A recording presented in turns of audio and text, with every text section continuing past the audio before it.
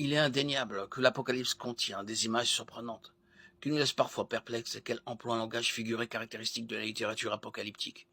Nier le sens littéral de certaines parties de l'Apocalypse revient cependant à renverser les fondements exégétiques pour l'ensemble du livre. Si les fléaux, les témoins, les bêtes, les faux prophètes, le millénium ne sont que des allégories, alors pourquoi le retour de Christ et la nouvelle terre doivent-ils être interprétés littéralement?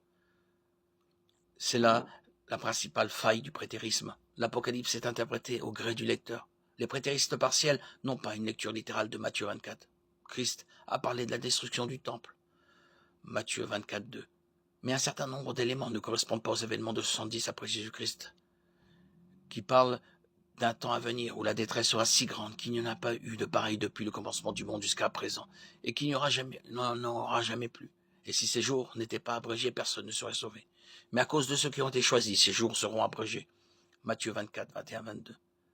Cette description ne correspond pas du tout aux événements de 70 après Jésus-Christ. Il y a eu de pires moments dans l'histoire depuis. Le Seigneur a dit aussitôt après ces jours de détresse, le soleil s'obscurcira. La lune ne donnera plus sa lumière, les étoiles tomberont du ciel et les puissances célestes seront ébranlées. Alors le signe du Fils de l'homme apparaîtra dans le ciel, tous les peuples de la terre se lamenteront et ils verront le Fils de l'homme venir sur les nuées du ciel avec beaucoup de puissance et de gloire. Matthieu 24, 29, 30.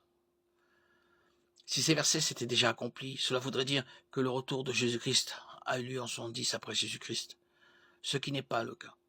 Pour les prétéristes partiels, ces versets ne font pas référence au retour physique de Christ, mais à son jugement. Ce n'est cependant pas ce qu'on déduit naturellement d'une lecture littérale normale. C'est le Fils de l'homme qu'on voit paraître, pas son jugement.